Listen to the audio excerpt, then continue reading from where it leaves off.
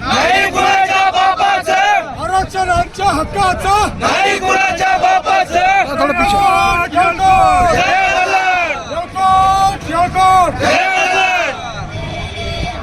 मध्ये येऊन बसण्यासाठी जागा द्या. हे आपलं सर्वांचं आंदोलन आहे. आपण सर्वांना एकत्र म्हणून हे स्वयंसेवक आपण आहोत. त्यामुळे आपल्याला शांततेच्या मार्गाने न्यायचं आहे. त्यामुळे आपल्या रणराज्य आणून बसवण्याची या सर्व मल्हार मावळ्यांची जबाबदारी आहे. तुम्ही नुसतं इथं उभे राहू, त्यांना एकत्र आणून बसवा. तशा महिला शांत बसल्यात तशा तुम्ही शांत बसा. जर तुम्हाला मागे जायला जागा नसेल,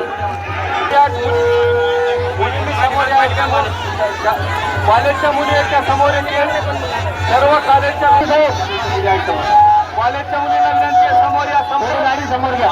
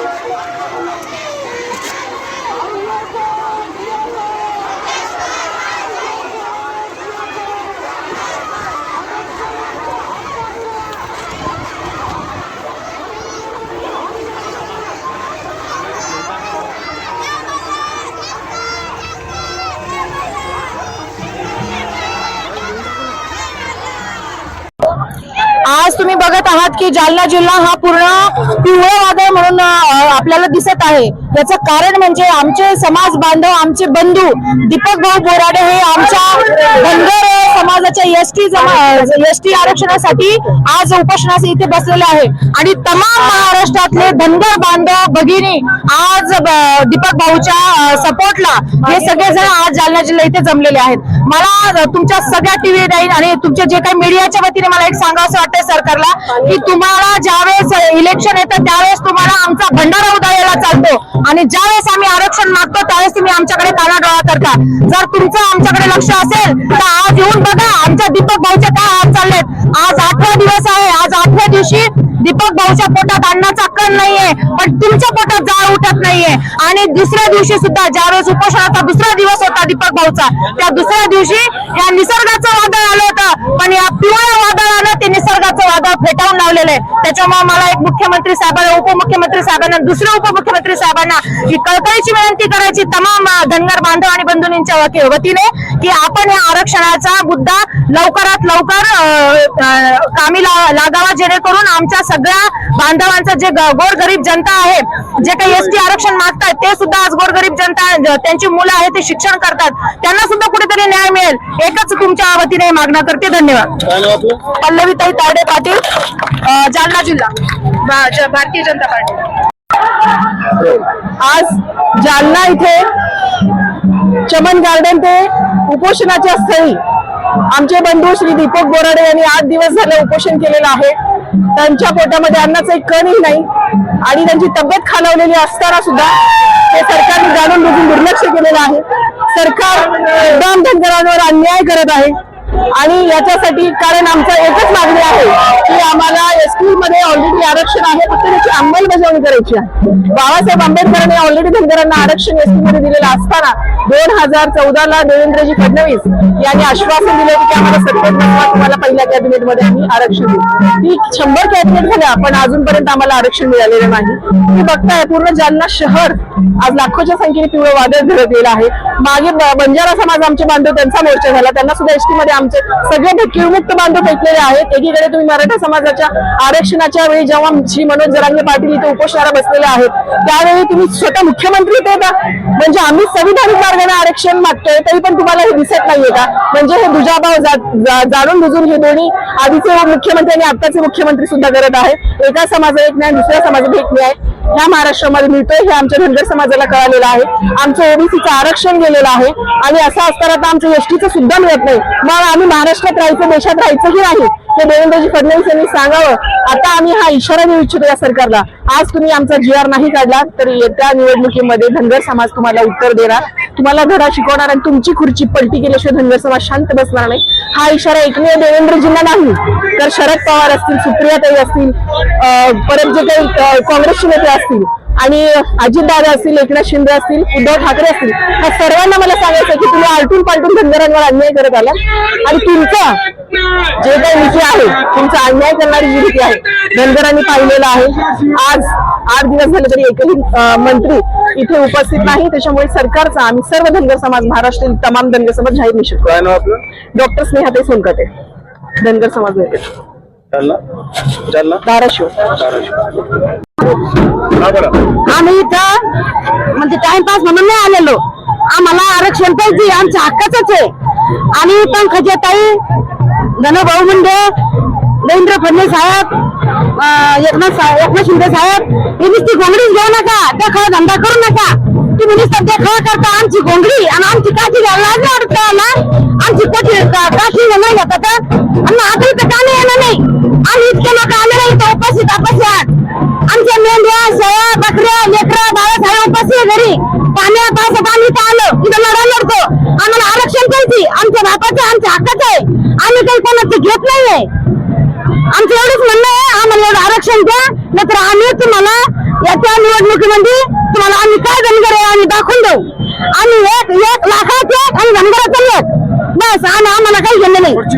आम्ही याची खुर्ची खाली केल्याची राहणार नाही. आणि हे जर कधी आता पूर्ण धनगराला मी आवाहन करते हे जर निवडणुकीचे आम्हाला आले त्याला काठी घेऊन घेऊन मागं लागायचं. आमच्या हातात विकून आले, आम्ही धनगर आहे, आम्हाला धनगर म्हणते. आणि आमच्यामुळं त्याची सत्ता राज्यात बी आली आणि केंद्रात बी आली, फक्त धनगरामुळं. धनगर हे गबान माणूस आहे, धनगर गद्दारी करत नाही. पण हा सरकार आमच्या संघ गद्दारी करून राहिलं. आमच्या 2 पिढीपासून आम्ही लढा लढतो, आम्हाला आरक्षण पाहिजे. पुण्याला सांगते मी, आरक्षण घेतल्याशिवाय जायचं नाही. माझं नाव तुळसाबाई भरत दमकुरे, सायगाव, जालना जिल्हा, बदनापूर तालुका. आज या जालना शहरामध्ये धनगर समाजा असा एक खूप मोठा मोर्चा या ठिकाणी आज निघलेला आहे. या महाराष्ट्र सरकारमध्ये, या महाराष्ट्र राज्यामध्ये एवढ्याने मोर्चे का निघत आहे ही खरंच एक निंदनीय गोष्ट आहे. कुठेतरी महाराष्ट्रामधला प्रत्येक बेरोजगार हा कुठेतरी बेरोजगार झालेला आहे, रोजगार नाहीये. म्हणून हा रोजगार आज या ठिकाणी रोजगार मिळत नाही. म्हणून प्रत्येक तरुण, प्रत्येक वयोवृद्ध, प्रत्येक लेडीज रस्त्यावर उतरत आहे. हे रस्त्यावर उतरण्याचं कारण हे सरकारनं लक्षात घेतलं पाहिजे. आज या ठिकाणी दीपक भाऊ बोराडे सारखा माणूस जर उपोषणाला बसतो आणि त्यांना लाखोचे लोक जर सपोर्ट करीत असेल, हाही शासनाने विचार केला पाहिजे. या महाराष्ट्रातला प्रत्येक जातीतला, प्रत्येक धर्मातला तरुण बेरोजगार झालेला आहे, त्याला कुठेतरी रोजगार मिळत नाही. म्हणून या महाराष्ट्रामध्ये हा वणवा पेटलेला आहे. मी महाराष्ट्र सरकारला, केंद्र सरकारला एक विनंती करेन की बाबा तुम्ही सर्व जाती धर्माला योग्य न्याय द्या. जर हा धनगर समाज अनेक राज्यामध्ये जर धनगर म्हणून असेल, तर या महाराष्ट्रामध्ये धनगर र म्हणजे काही लई मोठी गोष्ट नाहीये किंवा त्याच्यात काही करता येत नाही. ते तिकडे जर एसटी मध्ये असेल तर आपल्याही महाराष्ट्रामध्ये यांना एसटीत घालावं. जे प्रत्येक समाजाला, प्रत्येक योग्य या सरकारनं न्याय द्यावा.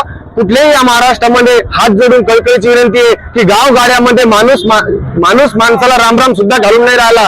प्रत्येक जाती धर्माचं घराला घर आहे, भीतीला भीत आहे, शेताला शेत आहे, बांधाला बांध आहे. हे जर प्रत्येक जातीचं असं, जर प्रत्येक धर्माचं असं जर भांडण होत या महाराष्ट्रात झगडा होत राहिला, तर कुठेतरी हा महाराष्ट्र आपला शाहू फुले आंबेडकर विचाराचा राहिलेला नाही. छत्रपती शिवाजी महाराजांनी स्वराज्याची स्थापना केली, सर्व बहुजनांना समान न्याय दिला. म्हणून कुठेतरी आज आपला महाराष्ट्र काही वर्षापूर्वी गुन्हा-गोविंदाने नांदत होता. पण आजची महाराष्ट्राची परिस्थिती पाहता महाराष्ट्र कुठेतरी गुन्हा-गोविंदाने नांदताना दिसत नाही. प्रत्येक धर्म, प्रत्येक जात एकमेकाशी लढायला अशी तयार झालेली आहे. हे का झालेली आहे याचं सरकारने आत्मपरीक्षण करावं, केंद्र सरकारने आत्मपरीक्षण करावं. आम्हा सारख्या तरुणांना, बेरोजगारांना, शेतकरी वर्गांना कुठेतरी चांगल्या प्रकारे न्याय द्यावा आणि सर्व जाती धर्माच्या लोकांना एकत्र आणून नांदवलं पाहिजे, हीच सरकारला कळकळीची विनंती आहे. धन्यवाद. मी गजानन ढाकणे, सरपंच ग्रामपंचायत सोंदोधारा.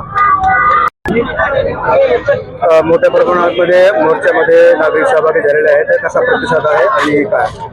नाही, राज्यामधील धनगर बांधव गेल्या अनेक वर्षापासून धनगर आणि धनगड या शब्दांचा जो अपभ्रंश झाला आणि धनगर उल्लेखा कारणानं आज धनगड असूनही या समाजाला अनुसूचित जातीमध्ये यांचा समावेश झाला नाही.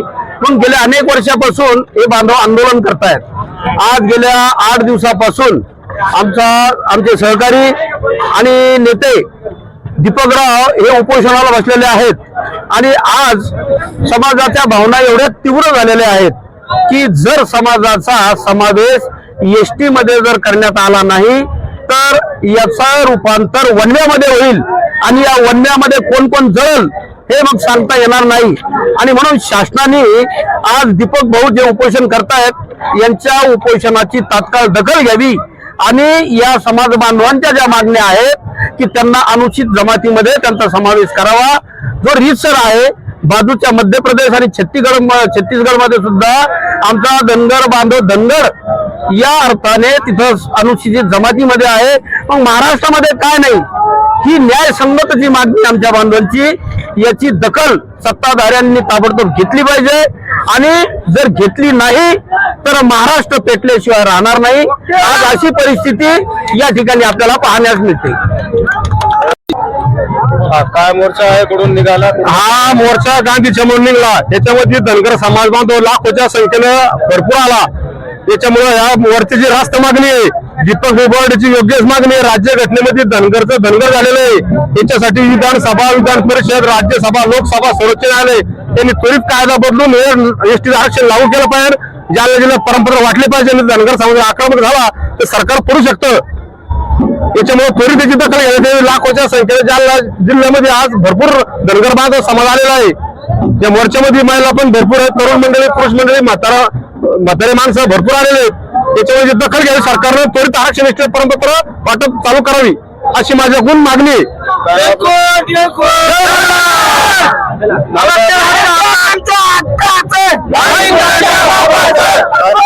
संतोष कैलास मोहिते, राणा उपोषण.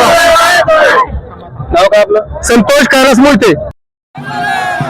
धनगर समाजाची अनेक वर्षांपासूनची न्याय हक्काची मागणी होती. त्यांना एसटी आरक्षणामध्ये सामाविष्ट करावं, परंतु गेली अनेक वर्ष झाले हा प्रश्न प्रलंबित राहिला. महाराष्ट्रामध्ये एवढ्या मोठ्या संख्येनं असणारा हा समुदाय, परंतु आपल्या न्याय हक्कापासून तो जो दूर राहिला.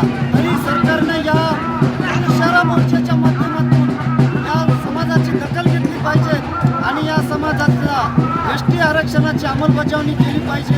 याच निमित्तानं तुमच्या माध्यमातून आमची ही मागणी आहे. तुमचे धनगर बांधव दीपक बोराडे आज 7 दिवसापासून उपोषणाला बसले, तुम्ही काय सांगणार? आदरणीय दीपक भाऊ बोराडे यांचा त्याग आणि समर्पणाला आमचा संबंध बांधवांचा मोठ्या प्रमाणात त्यांना पाठिंबा आहे आणि हा पाठिंबा जाहीर करण्यासाठीच आम्ही एवढ्या मोठ्या संख्येनं जालना या ठिकाणी उपस्थित झालेलो आहोत. बोराडेच्या उपोषणाची दखल अजून शासनाने घेतलेली नाही, कोणी अधिकारी आलेले नाही त्यांना भेटायला. आज हे सरकार शासन कुंभकर्णाची झोप म्हणून झोपी गेलेलं आहे आणि या शासनालाच आम्ही जाग आणण्यासाठीच, शासनाला झोपेचं सोंग घेतलेल्या कुंभकर्णाला आम्ही जागृत करण्यासाठी आज जालना या ठिकाणी मोठ्या संख्येनं उपस्थित आहोत आणि आमच्या सर्व समाज बांधवांचं आदरणीय दीपक भाऊ बोराडे यांना पाठिंबा दर्शवण्यासाठी आम्ही या ठिकाणी उपस्थित आहोत. काय नाव तुमचं? मी मारुती लक्ष्मण माने, मी परभणी जिल्ह्यामधून आलेलो आहे. या ठिकाणी तुमचं सर्वांचं धन्यवाद, आभारी आहोत.